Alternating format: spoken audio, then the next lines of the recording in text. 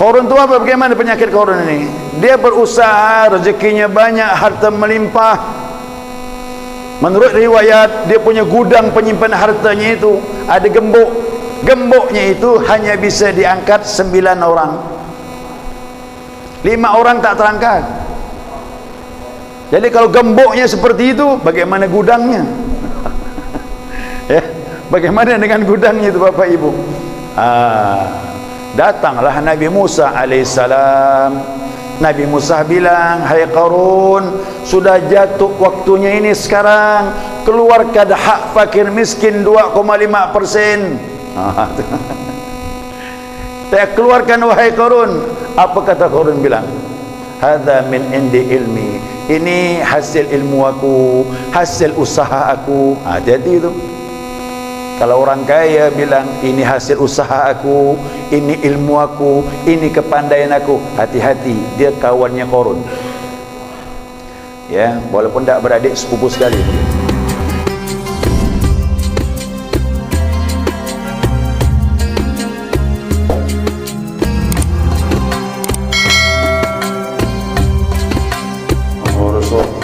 وصلاح الجسد وروح وتوبة النصوص وصلشان ظاهرا وباطنا في الدين والدنيا والآخرة ولكل نية صالحة بسر الأسرار الفاتحة. بسم الله الرحمن الرحيم الحمد لله رب العالمين الرحمن الرحيم مالك يوم الدين إياك نعبد وإياك نستعين صراط المستقيم صراط الذين أنعمت عليهم غير المغضوب عليهم ولا الضالين آمين. Assalamualaikum warahmatullahi wabarakatuh.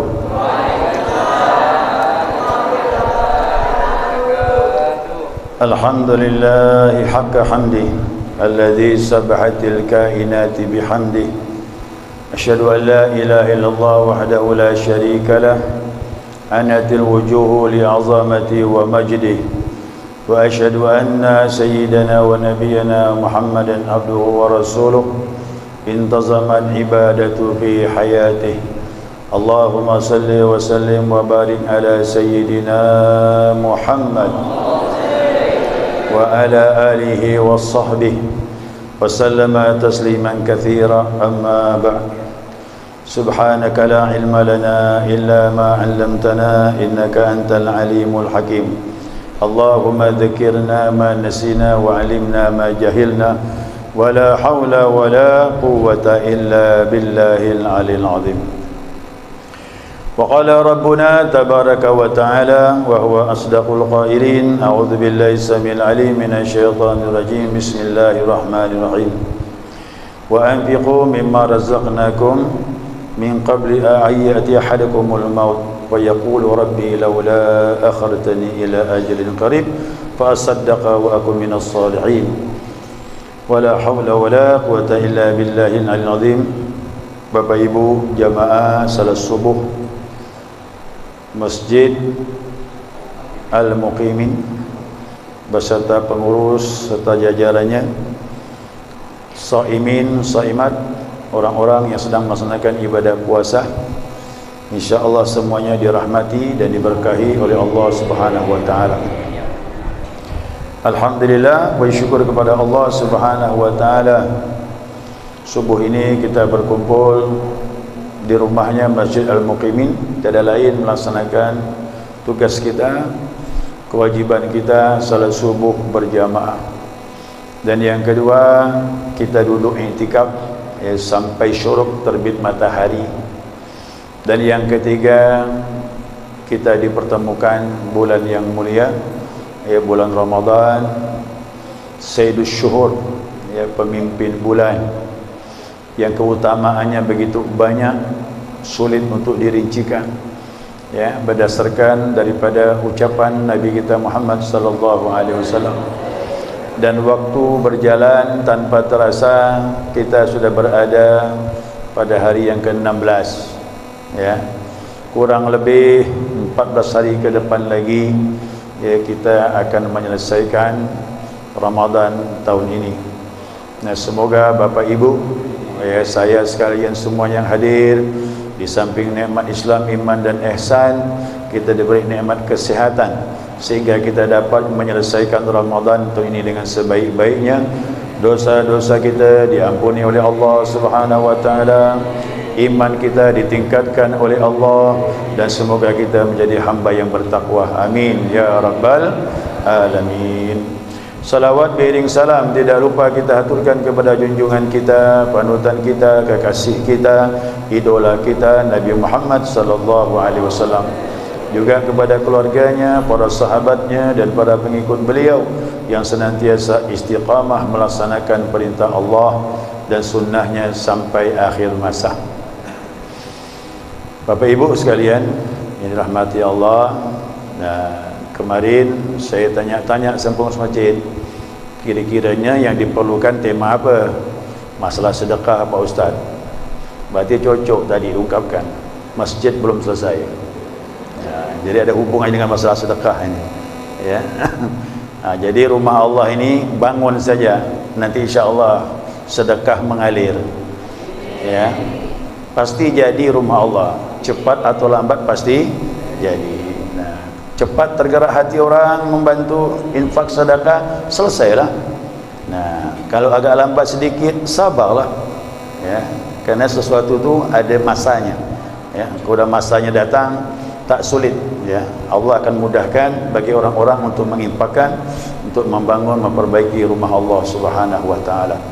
Nah, semoga Bapak Ibu yang tadi saya dengarkan yang berinfak sedekahnya, semoga rezekinya diberkahi oleh Allah, yang tersisa ditambah keberkahannya, dan yang diniatkan kepada almarhum almarhumah insyaallah infak itu akan sampai kepadanya.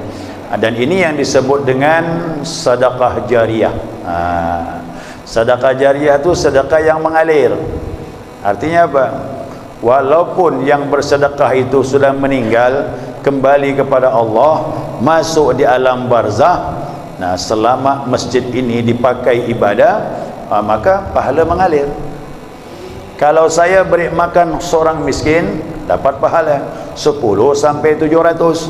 Tapi sedekah jariyah, Masya Allah, mengalir dia seperti air terus selama ini masjid eksis berdiri, dipakai ibadah. Masya Allah. Maka cari amal-amal ibadah yang bisa menyebabkan amal itu berjalan walaupun kita sudah berada di alam barzakh. Bapak Ibu yang dirahmati Allah, ya, ibadah ini ada yang wajib, ada yang sunnah. Nah, kaidah wajib tak boleh tawar menawar. Itu sudah ketentuan dari Allah, sudah baku sudah. Nah, jangan tanya Maghrib 3 rakaat boleh tak dikurangi? Tak boleh. Zuhur, Asar, Isya 4 rakaat jangan dikurangi. Subuh 2 rakaat itu dah ketentuan. Puasa Ramadan sebulan itu ketentuan. Bagi yang mampu wajib zakat. Bagi yang lebih rezekinya wajib datang ke Baitullah melaksanakan ibadah haji. Ini yang wajib, tak boleh tawar menawar. Ya, ditinggalkan ancamannya apa? Dosa besar, bukan dosa kecil. Ya. Hati-hati. Nah, namun yang wajib ini kadang-kadang banyak kekurangan. Nah, untuk menyempurnakan yang wajib ini, ditambahlah yang sunnah. Yang sunnah itulah yang menutupi kekurangan ibadah yang wajib. Contoh, ya, salat. Pasti salat kita ini, mohon maaf, ada kekurangan. Ya, walaupun kita sudah belajar, boleh jadi ada kekurangan. Makanya diistighfarkan. Setelah salat kita istighfar. Astaghfirullahaladzim alladzi la ilaha illa huwal hayyul qayyum wa atubu ilaih. Tanya sama ulama, ini istighfar untuk apa ini? Untuk dosa yang mana? Dosa kecil dengan ibadah, dosa besar taubatan nasuha, dengan mandi taubat, salat taubat, istighfar, minta ampun, menyesal dalam hati, berniat tak mengulangi lagi, baru Allah terima. Dosa besar. Lalu istighfar setelah salat itu, kata ulama, istighfar setelah salat itu kau istighfarkan salatmu yang barusan kau lakukan. Boleh jadi banyak kekurangan, itulah istighfarnya. Pun kata ulama tak cukup sampai di situ. kamu tambah lagi dengan ibadah sunnah. Maka setiap ada yang fardu, ada rawatib. Rawatib itu yang mana? Yang mengiringi salat fardu. Qabliyah ba'diyah itu namanya rawatib. Nah, qabliyah zuhur, ba'diyah zuhur, qabliyah asar. Kemudian ada ba'diyah asar? Tak ada. Maghrib qabliyahnya, kemudian ba'diyahnya, isya qabliyahnya, ba'diyahnya, subuh qabliyahnya, kemudian ada ba'diyah? Tak ada. Makanya tak berani kan, cubalah kerjakan ba'diyah subuh. Berarti kita menambah-nambah, kerana ibadah ini mengikuti Nabi kita Muhammad sallallahu alaihi wasallam.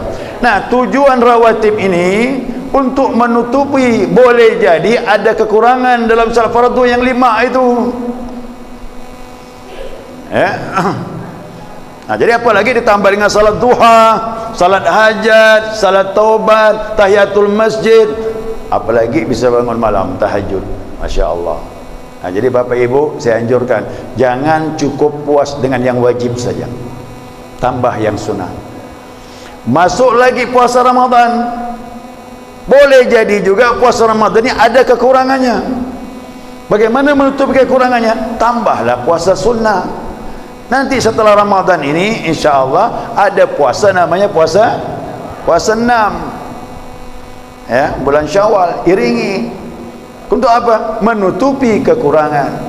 Masuk bulan Dzulhijjah ada lagi puasa Arafah, puasa Tarwiyah. Masuk lagi bulan Muharram ada puasa Tasu'ah dengan Asyura. Pertengahan bulan ada yang ngamalkan Yaumul Bid 13, 14, 15. Hitungannya Hijriah, bulan-bulan Arab. Jangan cari bulan Melayu, tak dapat. Bulan Arab dapat. Ya.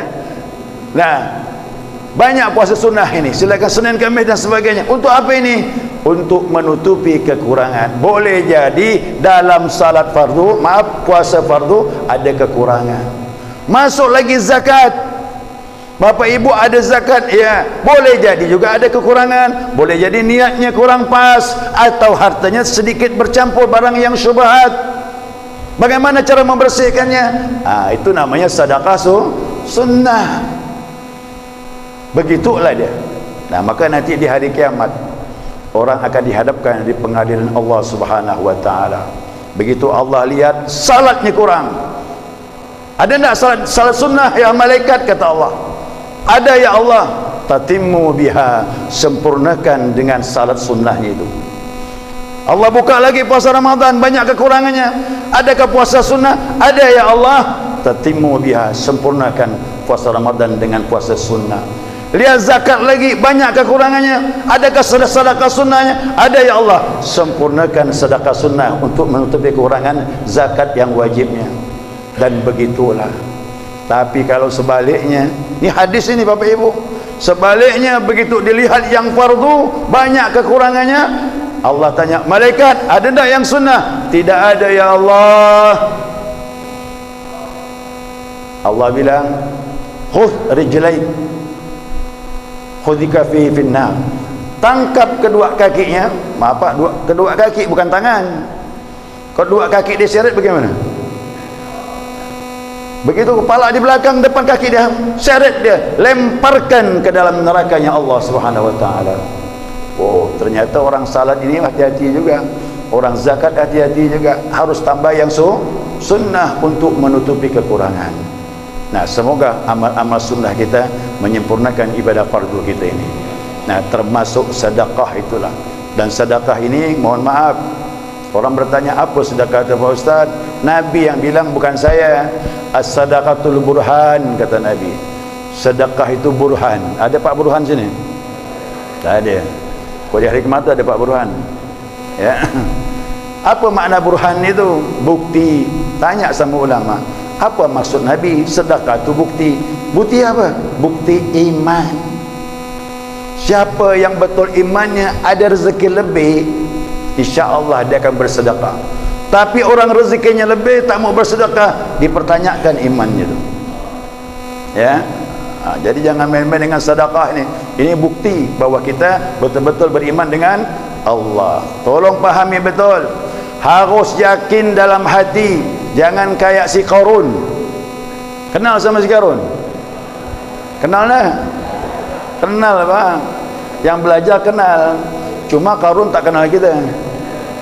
Nah, sampai sekarang saya bertemu dengan orang, tak ada namanya Qarun. Ya. Kenapa? Ini nama diabadikan dalam Al-Quran yang negatif, yang tak baik. Begitu juga nama Fir'aun. Pernah kenal sama orang nama Fir'aun? Tak ada. Ini top ni Pak, lebih ngetop daripada nama kita sendiri.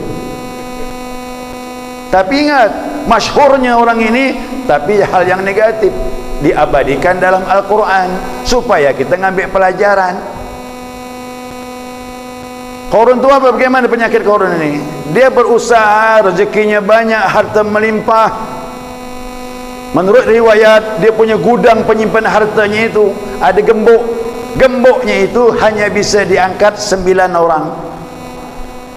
5 orang tak terangkat. Jadi kalau gemboknya seperti itu, bagaimana gudangnya? Ya, bagaimana dengan gudangnya itu Bapak Ibu? Datanglah Nabi Musa alaihissalam. Nabi Musa bilang, hai Qarun, sudah jatuh waktunya ini sekarang, keluarkan hak fakir miskin 2,5%. Saya keluarkan wahai Qarun. Apa kata Qarun bilang? Hadza min indi ilmi. Ini hasil ilmu aku, hasil usaha aku. Hati-hati itu. Kalau orang kaya bilang ini hasil usaha aku, ini ilmu aku, ini kepandaian aku, hati-hati, dia kawannya Qarun. Ya, walaupun tak beradik, sepupu sekali mungkin. Ya, mohon maaf ini, karena diabadikan Al-Quran supaya kita ambil pelajaran. Fir'aun itu gambaran penguasa. Siapa yang kejam dalam penguasaannya, tak memikirkan rakyat dan sebagainya, bahkan ngaku Tuhan. Kalau bukan aku itu Tuhan tu. Jadi dia berakhlak dengan akhlaknya Fir'aun. Kita tak jadi Fir'aun, tapi sifatnya itu. Kita tidak jadi si Qarun, tapi sifatnya itu. Itu kita ambil pelajaran. Nah, jadi tolong betikkan dalam hati, ini rezeki datang dari Allah. Tidak ada rezeki kebetulan. La tataharraku dzarratun illa biiznillah. Tidak bergerak satu zarah pun yang datang kepada kita ni, yang kecil, yang sedang, yang besar, biiznillah, kecuali dengan izin Allah. Bapak Ibu dapat rezeki, kalau menyatakan datang dari kita atau datang dari orang lain, kita sudah syirik kepada Allah. Itu makna la ilaha illallah, amalkan. La ilaha illallah, la raziq illallah. Tidak ada yang beri rezeki kecuali Allah. Dah sampai saya sampaikan tauhid. Ulat dalam batu bisa makan. Gimana cara Allah beri itu Pak? Bingung, kita bingung. Jangan bingung, cuma bilang subhanallah saja udah cukup. Kalau dipikir-pikirkan gila nanti kita. Tapi cara kerja Allah tu unik. Ulat dalam batu bisa makan, apalagi binatang di luar batu, apalagi kita ini manusia. Nah, maka dari itu, kalau sadar rezeki datang dari Allah, maka manfaatkan rezeki itu di jalan Allah Subhanahu wa taala. Kuncinya cuma ni, 2 kalimat ya. La in syakartum la azidannakum wa in kafartum inna adzabi la syadid. 2 ni je. Jika kau bersyukur, aku tambah, kata Allah. Jika kau kufur, ingat akhirat kau binasa. Ternyata harta kita ni ada amanah, bukan sembarangan. Ya, ada amanah dari Allah Subhanahu wa taala. Tapi kalau kita bersyukur, masya-Allah, itu tak bisa kita sadari Pak. Kadang-kadang datang jalan lain, datang. Gitu kita keluar, datang lagi. Kita keluar, datang lagi. Makanya sahabat tak pernah miskin. Begitu dia impakkan dengan nilai yang besar lebih datang lagi. Ini iman, kata Nabi, takkan pernah berkurang harta yang dikeluarkan di jalan Allah Subhanahu wa taala. Pakai iman, jangan pakai hawa nafsu. Pakai hawa nafsu, udah. Cuba tanya hawa nafsu. Hai hawa nafsu, macam mana kau ni sedekah ni? Jangan, kata dia, berkurang hartamu. Tanya hawa nafsu, gimana salat ni? Jangan, kau capek. Tanya hawa nafsu, bagaimana pergi haji? Kau buang-buang duit. Kata hawa nafsu. Tapi kata iman, tidak. Semua ini datang dari Allah. Pasti Allah ganti yang lebih baik. Pasti Allah ganti yang lebih baik. Maka dari itu, orang-orang yang punya rezekinya banyak tapi tak bersedekah, atau masih banyak mikir-mikir, kalau ajal datang, Bapak Ibu, saya sampaikan kemarin di Nur Hamid itu, ini ayat diabadikan dalam Al-Quran. Wa anfiqu mimma razaqnakum ayati ahadakumul maut fayaqulu rabbi laula akhartani ila ajalin qarib fa asaddaqa wa akum minas salihin. Impakkan, kata Allah bilang, keluarkan rezekimu jalan Allah. Nanti ku datang kematian, kau baru berkata, hai Tuhan, tundalah sebentar ya Allah, balikkan aku ke dunia, aku nak bersedekah. Apa guna lagi dah nak bersedekah? Dah masuk dalam kubur. Dah masuk dalam kubur bisa keluar? Tak bisa mah. Penyesalan demi penyesalan dalam kubur. Makanya saya bingung juga, kenapa banyak orang dalam kubur menjadi ingin kembali kerana tak bersedekah. Bukan masalah salat, tapi masalah sedekah. Ternyata harta tak bisa menolong. Tapi Masya Allah, 3 macam ini luar biasa yang disebutkan Nabi SAW mengenai masalah sedekah. Bapak Ibu, jangan sepelekan sedekah. Oh Pak Ustaz, ini sedekah ini kan orang yang kaya. Orang miskin macam mana? Perlu tak sedekah? Perlu. Orang miskin perlu sedekah. Berapa sedekah? Terserah, sekecil apapun, selama ada manfaat untuk orang lain, besar nilainya. Ya, ini ada sebuah hadis sahih dari Imam Bukhari dan Muslim. Ya. Kata Nabi, ittaqun nar walau bisyiqqin tamrah fa illam tajid babi kalamiyatin thayyibah. Kata Nabi bilang, takutlah kalian, bentengi diri kalian daripada api neraka walaupun dengan setengah dari 1 biji kurma. Setengah 1 biji kurma pun tak ada, dengan kalimat yang baik, ngomong sama orang pun sedekah, kata Nabi SAW. Ayo Bapak Ibu, Ramadan ni yang bersedekah kurma, adakah setengah dari 1 biji? Ada tak? Tak ada Pak. Belum pernah saya ketemu orang bersedekah yang manggil buka puasa bersama tu minimal 3 biji. Ya, cuma Nabi beri perumpamaan, walaupun setengah 1 biji kurma kalau bermanfaat, jangan malu, sedekah, ada manfaatnya. Makanya hadis ini riwayat dari Aisyah lain.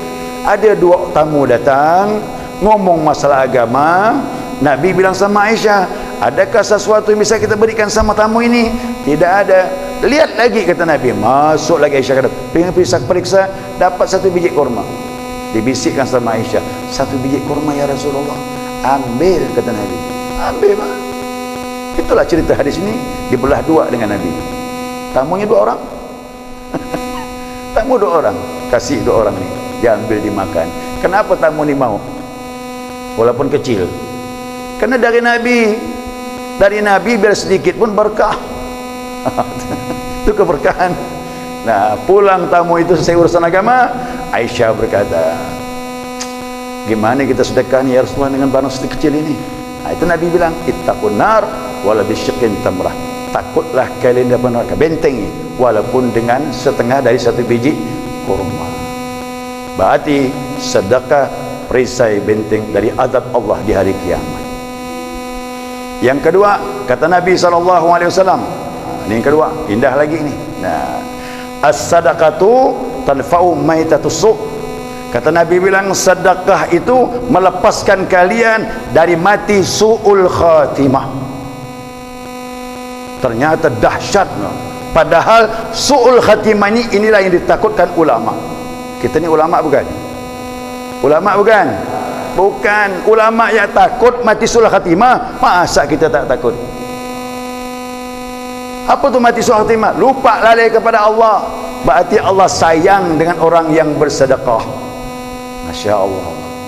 Jadi orang yang bersedekah, insya Allah saya pun doakan sebagaimana doa Nabi Muhammad SAW, mudah-mudahan matinya husnul khatimah. Itu sedekah tu mah ajaib tu, luar biasa ya, kekuatannya luar biasa. Kemudian masuk lagi hadis yang ketiga, inna sadaqah, kata Nabi bilang, la tutfi'u min ahliha harral qubur. Sesungguhnya sedekah itu, kata Nabi bilang, adalah untuk ahlinya yang bersedekah melepaskan panasnya dalam kubur. Dalam kubur kita akan pindah. Wallahu a'lam, mudah-mudahan panjang umur. Kalau tak panjang umur berarti kita pindah masuk dalam kubur. Apalagi yang badannya uzur, gigi udah gugur, mata udah kabur, tak lama masuk, siap-siap betul. Ya, kita bisa pindah. Yang sehat dia bisa pindah, apalagi yang uzur. Kalau pindah masuk dalam kubur, kubur itu kata Nabi, dia sempit. Dia sempit, tapi bisa melebar sesuai dengan amal yang kita lakukan. Nah, itulah tadi, dalam kubur orang banyak menjerit kerana tak bersedekah, ingin kembali ke dunia. Apa sebab? Sempit, Pak, Bu. Harta tak bisa menolong dalam alam barzah. Makanya mayat meninggal tu 3 yang ditinggalkannya, 2 kembali, 1 ngikut. Farji' isnan kata Nabi, wa yabqa wahid. Kedua kembali, 1 yang tinggal. Mana yang kembali? Anak, harta kembali. Yang tinggal amal. Kau tak ada amal, sempit kuburan itu. Anak dah kembali ke rumah, ngitung-ngitung harta. Si ayah dalam kubur menangis kena sempitnya dalam alam barzah. Jangan bapak ibu, Sa'ad bin Mu'ad. Sa'ad bin Mu'ad itu sahabat Ansar, pemuka kaum Ansar yang dipuji Nabi SAW. Kuburan ini sempit, kata Rasulullah. Sa'ad bin Mu'ad masuk ke dalam sempit, tapi dengan izin Allah dia melebar, meluas, dan seluas mata memandang. Nah, saya punya guru, ya, punya guru. Guru saya ini ipar saya sendiri. Tidak masalah kita ceritakan orang kembali kepada Allah demi kebaikan kita. Saya sendiri tak dapat alamat bapak ibu, tak dapat alamat saya. Tapi suami keponakan saya dapat alamat. Dia bilang tadi malam saya mimpi. Dia panggil saya Mi, saya mimpi tadi malam. Mimpi Syekh katanya. Gimana mimpinya? Saya ketemu di sebuah taman. Taman itu luas sekali, mandang ke depan tak berujung, ke belakang tak berujung, ke kanan juga begitu, ke kiri juga begitu. Tiba-tiba muncul beliau di taman itu.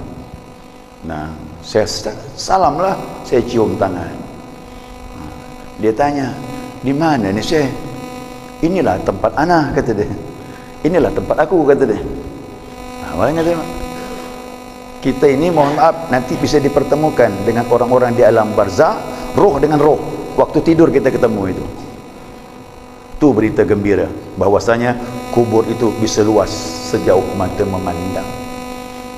Maka luaskan dengan sedekah. Ya, jangan jadikan dia sempit. Kasihan orang-orang punya rezeki lebih tapi tak bisa menolong dia di alam kubur itu. Ya, Masya Allah, mudah-mudahan Bapak Ibu sekalian, ya, Insya Allah. Nah, cuma saya sampaikan, bersedekah kata Nabi waktu sehat, jangan waktu sakit. Orang sakit ini memandang harta itu kecil, tak ada apa-apanya, maka mudah bersedekah. Yang berat tu waktu sehat. Kau waktu sehat tu pengen nak belanja ya, pengen jalan-jalan jauh, makanya sayang bersedekah. Tapi waktu sakit, apalagi menghadapi sakaratul maut, dah keluarkan semua, tak apa-apa ya, tak masalah. Maka kata Nabi bilang, 1 dirham waktu sehat kau bersedekah lebih afdal daripada 100 dirham waktu kau sakit menghadapi sakaratul maut. Tapi ingat Bapak Ibu, kalau nak meninggal mau bersedekah pun bagus juga. Masih ada pahalanya kan? Cuma yang besar pahalanya waktu sehat. Maka waktu sehat latihan sedekah. Nanti waktu mau meninggal lebih banyak lagi sedekah. InsyaAllah. Ya, ini perlu latihan. Dan kata Nabi, jaga sedekah kita itu. Ya, wala tubtilu sadaqatikum bil manni wal adha. Jangan sampai kau batalkan sedekahmu dengan menyebut dan mengungkit-ungkit pemberian. Hati-hati, jangan begitu. Ya, jaga kehormatan orang yang menerima sedekah. udah beri orang disebut-sebutnya lagi. Tu si anak tu, aku beri 500,000 semalam. Coba kau dengar tu yang menerima, Pak. Luka hatinya tu. Yang begitu tidak boleh mengukir-ukir sedekah. Sedekah saja. Kalau dapat sedekah orang tak tahu, itu yang lebih baik. Maka kata Nabi, sadaqatus sirri tutfil ghadabur rabb. Sedekah sir, rahasia-rahasia orang tak tahu, itu menjauhkan murka Allah Subhanahu wa taala. Kenapa? Kehormatan orang yang nerima lebih terjaga. Ada orang ngomong sama saya ni menerima sedekah kadang-kadang berat Pak Ustaz. Kenapa pula? Yang beri sedekah tadi sebut-sebutnya. Saya ni gimana lah hati saya, kata dia. Rasa tak mau saya nerima lagi dah, kata dia. Udahlah saya bilang begitu. Itu berarti orang yang nerima tu luka juga hatinya. Ada postingan tu Pak, di video tu. Dia lihatkan tu. Peminta itu orang datang pakai motor ngasih makanan. Tapi disorot, diposting Pak.